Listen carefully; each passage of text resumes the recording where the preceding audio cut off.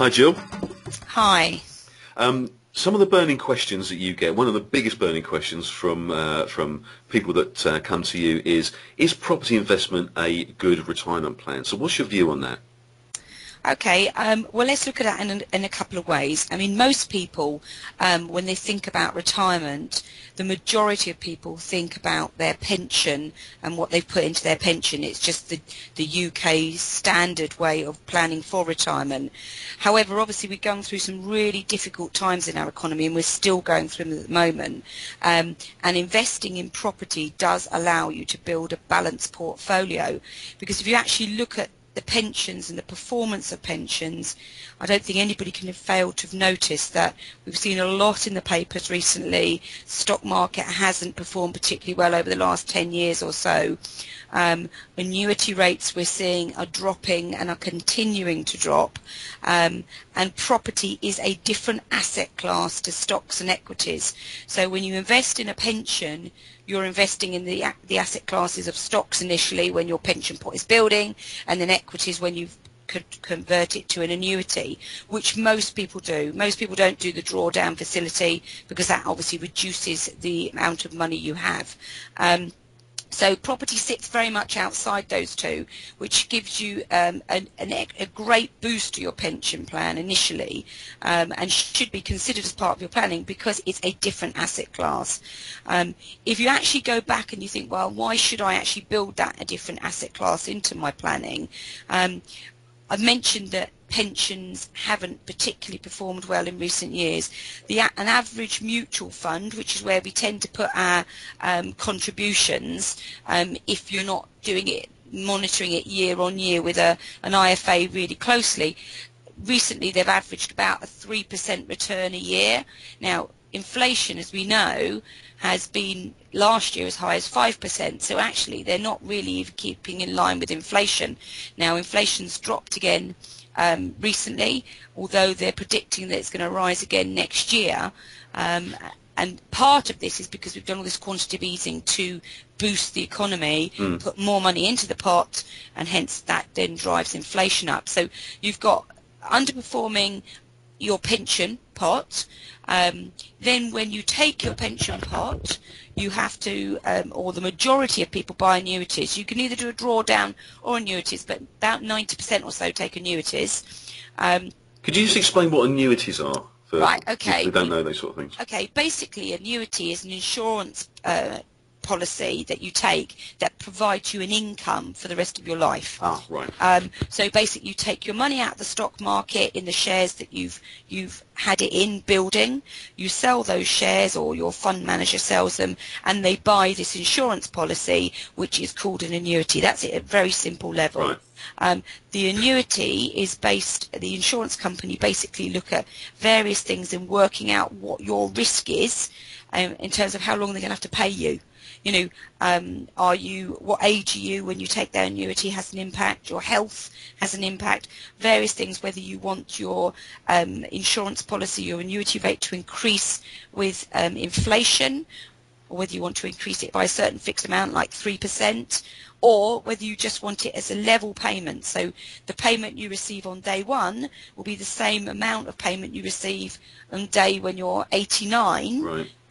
So the insurance company obviously has less risk at that point in time, because if you take a level payment annuity, it starts higher, but every single year that you live, you get poorer because your actual money you're receiving is the same, but of course inflation is eroding the purchasing value of that. So to give you an idea, if you've got those two things you need to jump through, and the annuity rates at the moment, if you were a male of 65 and you wanted to take an annuity rate which would allow you to leave 50% of your income to your partner when you die, because obviously if you invest in property you can leave it all to your partner, would also allow you to keep tracking relative to inflation, so a 3% escalation every year. Now inflation may be higher than 3% and they're predicting it will be, but you're keeping close-ish to it. So the actual annuity rate at the moment you would get for £100,000 of investment pot would only be £3,535 a year. That's on today's rates. Right. So it gives you an idea of how much you need to have in your pension pot to get a month, an annual income. Now, those annuity rates are likely to go down further, and the reason why that is we're living longer. And bear in mind, it's an insurance policy, so the insurance company has to work out what's the risk they're going to have to pay you. And the reason why, when you make things with joint life, as in your partner gets an income when you die, they're going to have to pay for till two people die. If they're only paying on one individual, so a single life, you could die quickly, and that sounds awful. Oh, no, and they've made a killing on your money. There's guarantees that they put on the insurance policies to say, look, if you die within the first 5 years or 10 years, you can get the money back, that you haven't spent, if that makes sense. But a lot of that takes the annuity rate down again, because again, they're having to give money back. So there's different ways of skinning the cat, but in very essence, everybody's predicting that annuity rates will continue to drop. One, because people are living longer. Two, because there's something called gender equalisation, which is a European law, and that's kicking in December this year. So it's affecting all insurance policies. So at the moment, negatively affecting them? Negatively for men, positively for it affects women and men in the fact that women tend to live longer. And men tend to die shorter, quicker. Yeah. So what they're basically saying is where they've taken that and given men a higher rate and women a slightly lower rate because they've got to pay out longer, they're equalising them. Right. They've got to look at them so that it's not gender specific. So of course one will lose slightly. Men will go down slightly and women are likely to come up slightly. And obviously until we know exactly how they do it, we don't know what percentages. But generally speaking, the men will lose and the women will gain slightly.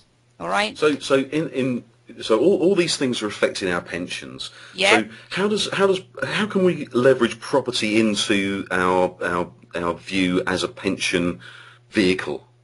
Well, the great thing about property is, one, it sits outside the stock market, so it's really not connected to the stock market performance. And one of the other things that I was just about to mention that's going to affect annuity rates is something called Solvency II, which again is a European law that's coming in, and the bank and the insurance companies are all having a big argument about how they put it into the system, but in essence it will take the rates down again. Right. Property sits outside in the fact that, at the moment we're seeing interest rates extremely low, and which means that you can get some good rates on mortgage deals. Also, if inflation rises, which we're anticipating it to do with quantitative easing, and certainly over the years, inflation can erode purchasing power massively. Inflation is a benefit when you purchase property, a benefit in the fact that it erodes your mortgage debt. So we all can think of our parents going, we bought a house for £5,000, and at the time that seemed really expensive to them, and now it's like your credit card bill for the month. Yeah. Realistically, and that's, things have gone up with supply and demand, but also inflation, takes up the cost of things. But if your mortgage debt, if you don't take money out, your mortgage debt stays constant. So inflation erodes the debt, so that's a good thing. And also with rental income, because obviously we know our population is growing, we have so that the simple factor of supply and demand, people are living longer. We've got people who get divorced so they need two houses. The demand on housing stock is increasing daily. We're not building enough houses to keep everybody that's, the population that's growing in the houses they need. So ultimately that will continue to put pressure on rental and prices. Now, the house market does have cyclical up and down. We have seen it go down of recent years because of the lending criteria and people being able to get the finance. But in essence, if you've got the money to be able to invest, you can get some good deals and buy houses at really good rates at the moment. But a house will never drop to zero value, whereas a stock share could. And also, if you buy for cash flow, which is what you need in retirement, you need the income. That's what you live off. You don't live off the capital growth. Yes, you could take some money out, but in essence, it's the income which puts the money on your food on the table, and it pays your heating bills and all the things that you want in retirement. Purchase a property that gives you cash flow.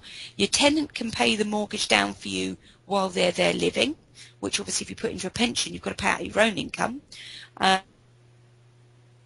and the rental income can increase with inflation and the supply and demand. So if more people want the property, then the rental income will go up. Whereas once you take an annuity, your income is either level and going down every year with purchasing power, or you start at a lower rate, so you have to get used to a big hit from day one at a ridiculously low amount of income to live off, but you're increasing every year that you live. So you've got to, with a pension annuity, you've got to take a risk on when you're going to die as to which way you want to go, whether you go level or you go with an escalating one.